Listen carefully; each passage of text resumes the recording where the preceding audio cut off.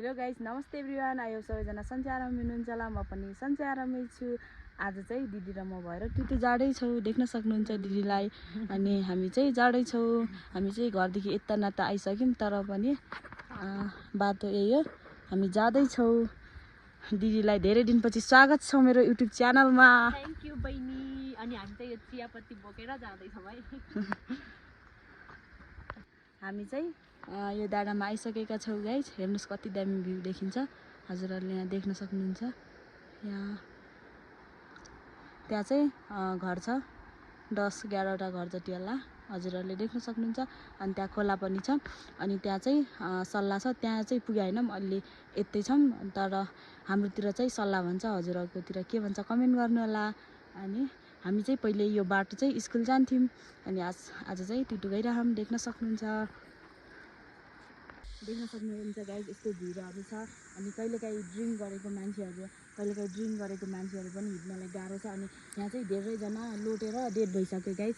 अनि यो सल्लाहको रुखदेखि चाहिँ अनि हामीले चाहिँ काठ मात्र नभएर यसको फोटो पनि निकाल्न सक्छौँ। अनि योदेखि यसको पात चाहिँ कुसुम हुन्छ, त्यसलाई चाहिँ हाम्रोतिर कुसुम भन्छ। अनि यसको चाहिँ सोतरको रूपमा चाहिँ हामीलाई गाईबस्तुलाई प्रयोग गर्न सक्छौँ। अनि फोटो निस्किन्छ। अनि त्यसको औषधिहरू पनि हुन्छ। यसको धेरै प्रयोग हुन्छ। अनि घर बनाउनलाई काठको रूपमा पनि प्रयोग हुन्छ यो। अब चाहिँ हामी रोड पुग्न लागिसकेका छौँ। अनि त्यहाँ गएपछि चाहिँ गाडीहरू भेटिन्छ कि भन्ने केही आशा छ। अनि यस्तो डेन्जर बाटो छ, यहाँ देख्न सक्नुहुन्छ हजुरहरूले। त्यहाँ चाहिँ रोड चाहिँ यहाँदेखि मान्छे गयो भने त सिधै जान्छ। यस्तो डेन्जर बाटो छ त्यहाँ पनि। अनि त्यहाँ यो ठुल्ठुलो ढुङ्गाहरू छ। अनि यो चाहिँ कहिलेकाहीँ बर्खाको सिजनमा चाहिँ आफै खस्ने गर्छ यो ढुङ्गा। फाइनली गाइस, हामी चाहिँ रोडनिर पनि आइसकेका छौँ। त्यहाँ देख्न सक्नुहुन्छ, त्यहाँ फुलहरू फुलेको छ। अनि योदेखि चाहिँ झाडु बन्छ होला सायद, त्यो फुल हो। अनि अब चाहिँ हामी टुटु गएर के हुन्छ कसो हुन्छ हजुरहरूलाई देखाउने नै छौँ। बाई बाई अहिलेको लागि। देख्न सक्नुहुन्छ गाइस, त्यहाँ चाहिँ भिरमौरी छ। यो चाहिँ भिरको बिचमा, त्यो वनको बिचमा ढुङ्गामा हुन्छ। अनि त्यहाँ यो चाहिँ एउटा निकाल्ने समयमा चाहिँ यसलाई निकालिन्छ। यसको पनि कुनै एउटा समूह हुन्छ। अनि एउटा त्यहाँको एउटा निर्धारित व्यक्तिले निकाल्नुहुन्छ। अनि देख्न सक्नुहुन्छ हामी चाहिँ त्यहाँ उता गाउँदेखि त्यति टाढादेखि हामी आइसक्यौँ। अनि हामी चाहिँ त्यहाँ जाने हो। यो चाहिँ म पढेको स्कुल हो। त्यहाँ चाहिँ दोभान खोला छ, यता साइड र उता साइडदेखि बगेको खोला छ। त्यहाँ आएगा जस्तो। अनि त्यहाँ मान्छे पनि चलाउँछन्। अनि त्यहाँ चाहिँ देख्न सक्नुहुन्छ त्यहाँनिर हस्पिटल छ। अनि त्यो चाहिँ कभर हल हो। अनि टुटु बजार यही हो। अनि हामी यहीँ जाने हो। अनि त्यहाँ गएर के हुन्छ कसो हुन्छ हजुरहरूलाई देखाउने नै छु गाइस। हामी चाहिँ टुटु आइसक्यौँ। अनि आएर पनि मोमो खाँदैछौँ गाइस, देख्न सक्नुहुन्छ। वाउ। मोमो खाएर चाहिँ हामी त्यहाँ शिविर चलिरहेको छ अरे। अनि हामी हस्पिटलतिर जाने हो, आँखा चेकअप गर्ने हो, अनि आउने हो। अनि बोय यता हुनुहुन्छ, गफ चलिरहेछ नातिनी बजीको। बोयले चाहिँ यो मकैको भुस उठाइरहनु भएको थियो। हामी चाहिँ बोयको घरमा आइसकेका छौँ गाइस, देख्न सक्नुहुन्छ। यहाँ चाहिँ हाम्रो बोय हुनुहुन्छ। अनि अब चाहिँ हेलो भनिदिनु बोय। अब चाहिँ हामी हस्पिटल जाने हो। अनि आँखा चेकअप गर्न जाने हो, शिविर चलिरहेको छ। अब जान्छौँ हामी मौकाको फाइदा उठाउन। ल जाऊँ गाइस। हामी चाहिँ त्यहाँ पुग्न लागिसकेका छौँ। देख्न सक्नुहुन्छ हजुरहरूले। त्यहाँ चाहिँ चेकअप गराएर धेरै मान्छेहरू चाहिँ त्यही बस्नुभयो र कतिपय मान्छेहरू चाहिँ आफ्नो घर गइसक्नुभयो। अनि र अब चाहिँ हामी जाँदैछौँ। त्यहाँ भिड नै छ, त्यहाँको माहौल बुझ्छौँ अनि चेकअप गराउँछौँ। स्कुल कुर्दै बहिनीको हालत यस्तो भएको र बोय यहाँ कुरै हुनुहुन्छ। गाइस, हामी चाहिँ आँखा चेकअप गराएर हस्पिटल गएर अनि भोक लाग्यो। अनि हामी चाहिँ नास्ता खाँदैछौँ, देख्न सक्नुहुन्छ हजुरहरूले। अनि एकछिनपछि चाहिँ हामी त्यहाँ पुलहरूमा पनि जानेछौँ। त्यहाँ पनि देखाउने नै छु, खोलामा पनि जाने नै छु। हेलो गाइस, हामी चाहिँ पुलमा आइसकेका छौँ। यता चाहिँ यो पनि टुटु नै हो। अनि यहाँ चाहिँ कलकल बगेको खोला बगिरहेको छ। अनि यहाँ जैन पुल छ, त्यहाँ पनि एउटा पुल छ, हजुरहरूले देख्न सक्नुहुन्छ। अनि सिमसिम पानी पनि परिरहेको छ गाइस। अनि त्यही भएर हामी चाहिँ यही पुलमा घुम्न आएको।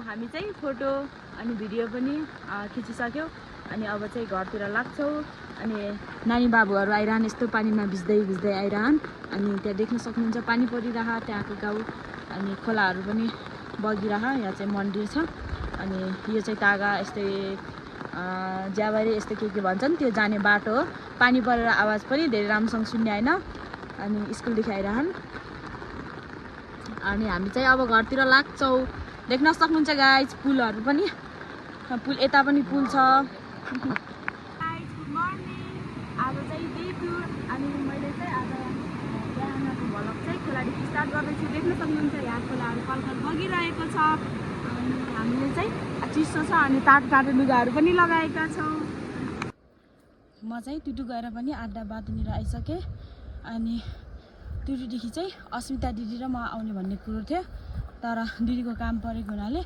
दिदी आउनु भएन अनि म मात्र आएँ अनि म चाहिँ एक्लै आइरहेको छु अनि प्लास्टिकमा सामान बोकेको थिएँ मैले डाउ भयो अनि मैले यस्तो बनाएर बोकेको छु सामान अनि अब चाहिँ म घर जान लागेको छु त्यहाँ देख्न सक्नुहुन्छ गाइज भ्यू कति दामी देखेको छ उट्टा देखिने ठाउँदेखि आएँ म त्यहाँ देख्न सक्नुहुन्छ त्योभन्दा नि उट्टै हो अनि अब चाहिँ म घर जान्छु बाटोमा गइरहेको छु म अनि हजुरहरूले देख्न सक्नुहुन्छ म चाहिँ आड्डा बाटो हेर आइसकेको छु अझै उकाली चढ्नुपर्छ अझै टाइम लाग्छ जान घर अनि म चाहिँ आड्डा बाटोनिर आइसकेको छु अनि म जाने बाटोदेखि चाहिँ यो ठुलो गाउँ भन्ने देखिन्छ देख्न सक्नुहुन्छ हजुर यो चाहिँ ठुलो गाउँ भन्ने हो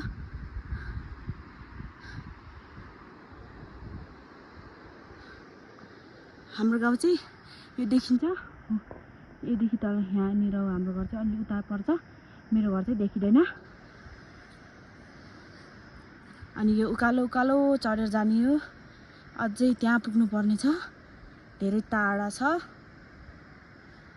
अनि म चाहिँ बाटो गइरहेको छु म चाहिँ रिखोला भन्ने ठाउँमा आइसकेको छु रिखोलामा आइसकेको छु अनि त्यहाँ हजुरहरूले पुल देख्न सक्नुहुन्छ यो पुल तरेर हामी उता जाने हो उता पार गर्ने हो अनि त्यहाँ खोला बगिरहेको छ अनि मम्मीहरू चाहिँ माथि हजुरहरूले देख्न सक्नुहुन्छ त्यहाँ भिड काटिराख्नु भएको छ यहाँ हल्का मान्छे देखिराख्नु भएको छ अनि मम्मीहरूले चाहिँ त्यहाँ भिड काटिराख्नु भएको छ त्यस्तो भिडमा हजुरहरूले देख्न सक्नुहुन्छ अनि यस्तो भिड छ गाइज अनि म चाहिँ त्यहाँ जाने हो फाइनल्ली गाइज म चाहिँ घरमा आइसकेको छु अनि मम्मीहरू बुढी बाजेहरू सबैजना चाहिँ आफ्नो काममा गइसक्नु भएको छ अनि म पनि टुटुदेखि आइसकेँ अब म पनि काममा जानुपर्ने हुन्छ थ्याङ्क्स फर वाचिङ सबैले साथ सपोर्ट माया गरिदिनु होला बाई बाई